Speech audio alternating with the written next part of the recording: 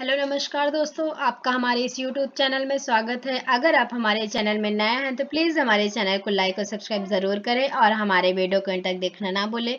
आज हमने इस वीडियो में कंप्यूटर के कुछ बहुत ही महत्वपूर्ण क्वेश्चन ऐड किए हैं जो कि आपके सभी एग्जाम्स के लिए बहुत बहुत ज़्यादा इंपॉर्टेंट है। तो प्लीज़ हमारे वीडियो को अंत तक ज़रूर देखिएगा, ठीक है। ये आपके लिए बहुत नॉलेजफुल वीडियो है। तो आज का जो हमारा फर्स्ट क्वेश्चन है वो क्या कहता है कि विंडोज़ क्या है। तो इसका आंसर क्या होगा? विंडोज एक ऑपरेटिंग सिस्टम है जो कि सिस्टम सॉफ्टवेयर भी कहलाता है, ठीक है। अगला प्रश्न है हमारा कि कंप्यूटर की कितनी पीढ़ियां होती हैं। तो आपको पता है कंप्यूटर की 5 पीढ़ियां होती हैं। कौन कौन सी? जो फर्स्ट पीढ़ी है कंप्यूटर की वो 1946 टू 56 है। सेकेंड पीढ़ी जो है, द्वितीय जनरेशन जो है कंप्यूटर की वो 1956 से 66 है। थर्ड जनरेशन 1966 से 75 है। फोर्थ जनरेशन 1975 से 80 है। और जो फिफ्थ जनरेशन 1982 जो प्रेजेंट चल रहा है तब तक की है, ठीक है। अगला क्वेश्चन है हमारा कि भारत में सबसे पहले किस कंप्यूटर को बनाया गया। तो आंसर क्या होगा? आंसर नंबर थर्ड जो है वो करेक्ट आंसर होगा। सिद्धार्थ जो था वो भारत का पहला कंप्यूटर था, ठीक है। अगला प्रश्न हमारा कि विश्व कंप्यूटर साक्षरता दिवस कब मनाया जाता है। तो 2 दिसंबर को भारत में विश्व साक्षरता दिवस मनाया जाता है क्योंकि सबसे पहले 2 दिसंबर को कंप्यूटर की ओपनिंग हुई थी, सबसे पहले इसको स्टार्ट किया गया था। फिर अगला प्रश्न हमारा कि कंप्यूटर की पहली पीढ़ी में किसका इस्तेमाल किया जाता था। तो जो वैक्यूम ट्यूब नामक टेक्नोलॉजी है इसका यूज किया गया है सबसे पहली पीढ़ी में जो कि 1946 से 56 मानी जाती है। ये कंप्यूटर आकार में बहुत बड़े होते थे, है ना, और चलने में बहुत ज्यादा टाइम लगाते थे और केवल मशीन लैंग्वेज को ही समझते थे।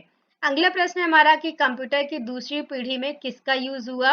तो जो कंप्यूटर की दूसरी पीढ़ी है उसमें ट्रांजिस्टर नामक टेक्नोलॉजी का यूज किया गया, ठीक है। ये फर्स्ट कंप्यूटर के अपेक्षा सेकेंड जनरेशन के जो कंप्यूटर थे वो आकार में थोड़े छोटे हुए, है ना, और प्राइस थोड़ा कम हुआ और स्पीड फर्स्ट कंप्यूटर के अपेक्षा ज्यादा तेज हुई काम करने की।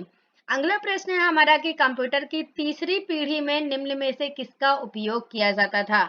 तो जो थर्ड जनरेशन थी कंप्यूटर की उसमें आईसी यानी इंटीग्रेटेड सर्किट का यूज हुआ जो कि एक चिप की तरह काम करता था। पूरे चिप में ही वो डाटा स्टोर करके रखता था। ये आकार में थोड़ा छोटे हुए, प्राइस बहुत कम हुआ, जिससे प्रत्येक कंपनी और जो भी काम होते थे उनके लिए खरीदा जाने लगा।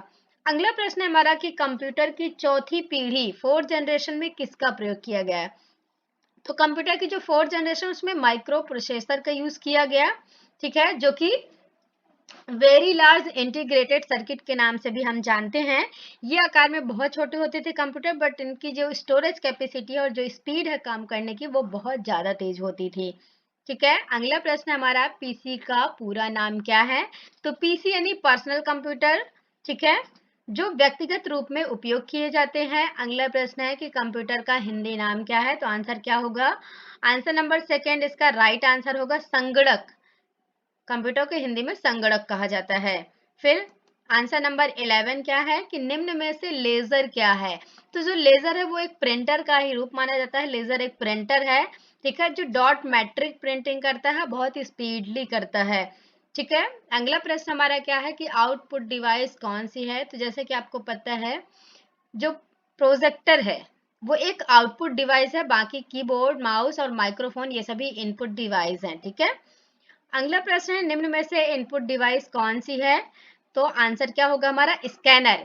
स्कैनर एक प्रकार की इनपुट डिवाइस होती है जिससे कि हम डाटा इनपुट करके आउटपुट के रूप में क्या करते हैं, रिजल्ट प्राप्त करते हैं, ठीक है। ये डायरेक्ट इनपुट डिवाइस कहलाती है स्कैनर। अगला प्रश्न हमारा क्या है कि निम्न में से इमेज फाइल फॉर्मेट कौन सा है। तो जो जेपीजी, आंसर नंबर सी इसका राइट आंसर होगा। जेपीजी जो है वो इमेज फाइल फॉर्मेट है, यानी हम जब कोई भी फाइल को सेव करते हैं तो वो किस में जाती है? जेपीजी फॉर्मेट में जाती है। अगला प्रश्न है हमारा कि MP4 कौन सा फाइल फॉर्मेट है। तो जो MP4 फाइल है वो हमेशा वीडियो फाइल फॉर्मेट में ही जाती है। आप किसी भी वीडियो को प्ले करेंगे तो वो MP4 में ही शो करेगी, ठीक है। अगला प्रश्न हमारा क्या है कि निम्न में से ऑपरेटिंग सिस्टम कौन है। तो जो आपका विंडोज है वो एक प्रकार का ऑपरेटिंग सिस्टम है, ठीक है, जिसे सिस्टम सॉफ्टवेयर के नाम से भी आप जानते हैं। अगला प्रश्न हमारा क्या कहता है कि कौन सा एक ऑपरेटिंग सिस्टम नहीं है। तो जो आपका जैसे लाइनेक्स है, ये भी आपका ऑपरेटिंग सिस्टम है। एमएस डॉस यानी माइक्रोसॉफ्ट डिस्क ऑपरेटिंग सिस्टम है, ये भी आपका ऑपरेटिंग सिस्टम है।